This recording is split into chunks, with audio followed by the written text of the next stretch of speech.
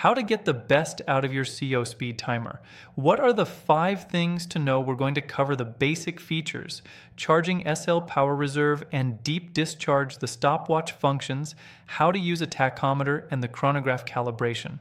So starting with the basic features, first thing, this is a light-powered quartz. So it's not only solar light, but ambient light charges it as well. However, solar light is preferable. No battery change required for at least 8 years. But yes, you will eventually have to change it. However, with proper care, these batteries can last up to 20 years. On a full charge, this watch will last approximately 6 months. It has a power reserve indicator, which we will talk more about in the next section, energy depletion, forewarning function, overcharging, prevention function, and of course, you have all your stopwatch functions. Now let's move on to the charging, power reserve, and deep discharge section. So first I want to talk about the power reserve indicator. You know, some people say that these don't work, that C could put fake power reserve indicators in these watches, saying like, oh, I left my watch in the dark for a month and the needle didn't move even one line. So there's 2 things we need to know. First, the needle has to be calibrated. So I'm going to show you how to do that later on in this video. And secondly, there's a general misunderstanding of how these power reserve indicators work. And I think it's because there's so many YouTube videos describing this as like a fuel gauge on a car, and it really gives you the wrong impression because it doesn't work the same way at all. The fuel gauge on your car goes down in proportion to how much gas you have left. And this power reserve indicator, it's just not designed to do that. It only has 3 positions, high, medium, and low. So one example we can look at is the solar G-Shock squares. It's the same kind of power reserve indicator, it's just digital. So here you also have a high, medium, and low. So this is not like the power reserve indicator that you're going to find on a mechanical watch. Those are designed to measure hours. But think about it. We're talking about measuring months, hundreds of days. So this is just designed to give you a rough estimate of how many days based on one of the 3 levels. So if we take a look at the manual, you'll see that in the high position, it means you have 100 days or longer of power in the medium. It means you have less than 100 days. And low means that you have less than 48 hours. So once you reach low, you'll also have a secondary warning function, which triggers the second's hand to move at 2-second intervals. And also, you won't be able to use the stopwatch at all. And really quick, guys, if you are finding value in this video, do me a favor and hit that like and subscribe button. It really does help the channel and helps you not miss any future content. Okay? Now moving on, this brings us to the charging guidelines. So here you have 3 columns. The A column explains how long it's going to take to charge the watch to just have 1 extra day of power. Column B explains how long to charge for just steady operation of the watch. And then column C explains how long to charge until you reach full power. Now Seiko recommends that at a minimum you follow the guidelines of column B.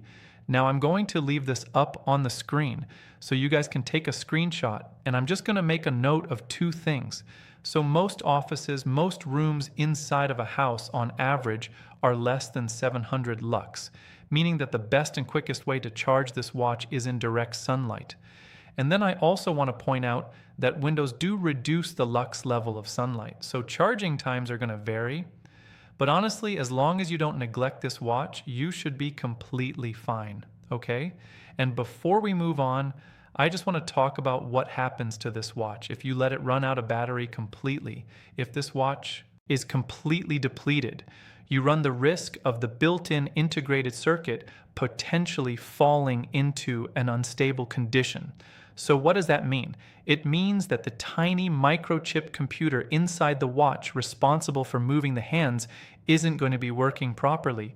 You're going to have to reset it, and I'll cover that later in the calibration section. So the best practice would be to charge the watch immediately once you see that it's in the low power state.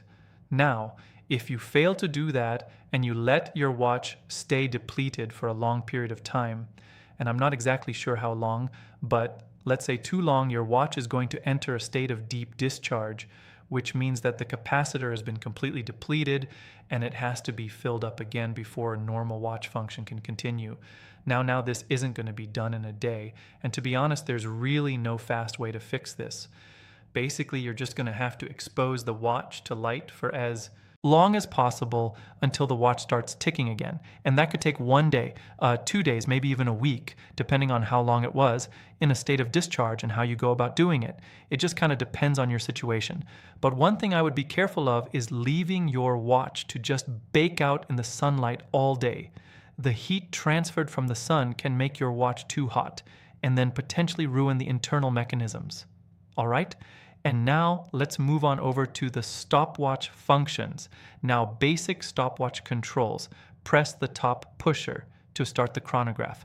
Press it again. To stop the chronograph, press the bottom pusher to reset the chronograph, which is also going to reset the minute hand press. The bottom pusher one more time to display the power reserve level, and after like 2 minutes it's going to automatically go back to the power reserve level anyway. Okay, now let's go over the split time controls. So let's say that you're tracking a runner or a car or whatever, and you want to keep track of the times without stopping the chronograph timer. So you hit the top pusher to start the chronograph. And let's say right about now, the car is about to complete its first lap. So instead of stopping the chronograph with the top pusher, you're going to hit the bottom pusher. So the second hand has stopped, but the chronograph is still running in the background. And you're going to use this time to write down the lap time or just make a note of it. And once you're finished, then you're going to press the bottom pusher again, and the chronograph is going to resume its function now. As the race continues and the car finishes another lap, you're just going to do the same thing again. Make a note of the lap time and then continue until the race or whatever you're timing is finished. But let's say you're timing a race and you're trying to track the time of 2 competitors, and the race is only like 30 seconds, so you won't have time to write down anything. There's a way to register. 2 split times. So let's say, for example, run A finishes the race at 12 seconds. You press the bottom pusher for the split time. And as we mentioned before, the chronograph is still running in the background. Now the difference is that instead of hitting the bottom pusher again, we're going to stop the chronograph by hitting the top pusher as soon as runner B finishes the race. Once you hit the top pusher, it seems like nothing happened, but now the chronograph has stopped, and we're still looking at the first split-second time that we recorded for runner A. So now you can go ahead and write it down if you want, make a note of it, and once you press the bottom pusher again, it's going to give you the time for runner B, so you can't do this a third time, unfortunately, because the chronograph is completely stopped. So the only downside to this is that it really only works for one event. Okay, so now let's talk about how to use the tachometer. I'm not going to go too in depth. Essentially, a tachometer is used to measure speed or rate by timing how long it takes to travel a known distance. So for example, imagine you're driving on a highway and you're looking at the mile markers, and you start your chronograph as you pass mile marker 100. So you stop the chronograph when you reach mile marker 101, which means you've traveled 1 mile. So if the chronograph hand points to 95 on the tachometer scale, it means that your average speed was 95 mph. And the unit of measurement doesn't really matter if the distance is in kilometers, let's say, then just time how long it takes you to travel 1 kilometer, and wherever the chronograph hand stops, that's the average speed that you were going. So you can also use the tachometer scale to measure distances traveled.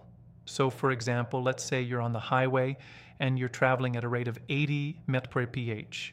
Well, you start your chronograph, and once the hand reaches the number 80 on the tachometer scale, it means that you have traveled 1 mile if you wanted to see. When you've traveled half of a mile, for example, then you would just double your rate of speed on the tachometer scale. So in this case, the number 82 would turn to 160. So when the chronograph reaches the number 160, that means you've traveled half of a mile. Pretty cool, and in a nutshell. That's how you can use the tachometer scale on your speed timer. Okay? Now, lastly, we are going to talk about the calibration of the hands. So to calibrate the hands first, you're going to want to put the watch in calibration mode, And you do that by pulling the crown out to the second position, and then you're going to press down on the top pusher for about 2 seconds until the power reserve indicator moves to its primary position. So you'll want to check each primary position. The correct primary position for the power reserve should be at 0, and also note that it's not at the 35-second mark, but it's pointing to the little dash next to the E for empty. And if you notice, the full position is not at the 45-second mark, but it's right above it where the dash is at the 46-second mark. But when you're in calibration mode, you want to make sure that your fuel gauge is showing empty. If not, then you're just going to have to adjust it. So also the primary position for the chronograph is at 0. Just each hand press the top pusher, and the watch is going to let you know which hand you're going to adjust by spinning it beforehand. So let's go ahead and start with the chronograph hand, as some of you have commented on my previous review of this watch that your chronograph hand is misaligned. Basically just press the bottom pusher or hold it down until it reaches the center at 0, so you don't have to worry. It's not that you have a defective watch or anything. You just have to calibrate the chronograph hand to its primary position. So let's press the top pusher again to toggle the calibration for the power reserve indicator. And we're going to do the same thing again. We're going to press the bottom pusher until the power reserve indicator needle is in its primary position at empty. If for some reason you set it to full, then it means that your watch will be reading full, but it's actually empty. So if you were to leave it like that, then the full needle would move all the way to the right towards like the one top position, and then that would be your new full. So just make sure that everything is calibrated correctly, and then to lock it all in place, all you got to do is just push the crown back in, and then the power reserve should go back to its current level. And then lastly, for whatever reason, if you need to reset the integrated circuit, what you're going to want to do is you're going to want to pull the crown out to the second click, and you're going to keep pressing both pushers for 3 seconds or longer. And then after, you're going to push the crown back into the normal position, and then check to see if the running second subdial starts to tick. So that means that the watch was reset. And then as a best practice, I would recommend to just go back into calibration mode and then make sure that everything is exactly where it should be. So that's it, guys. At a very minimum, these are just 5 things that I think every speed timer owner needs to know to get the best out of their watch. And I really wanted to talk about the internal mechanisms and how this movement works on the inside, but I mean, that video was just going to be way too long, so maybe I'll do it later on. And if you already haven't, guys, and subscribe for more to watch content like this. And I just wanted to take a second just to thank you guys for all the support. Honestly, I really cannot believe that I'm at 2,000 subscribers. I only started like 7 months ago. This was definitely not how I planned it going, but the response has been really incredible. So thank you guys for all the positivity and also all the encouragement and all the really nice comments. It really motivates me to just, keep making this watch content for you guys. So as always, guys, take care, and I will catch you in the next one. Bye.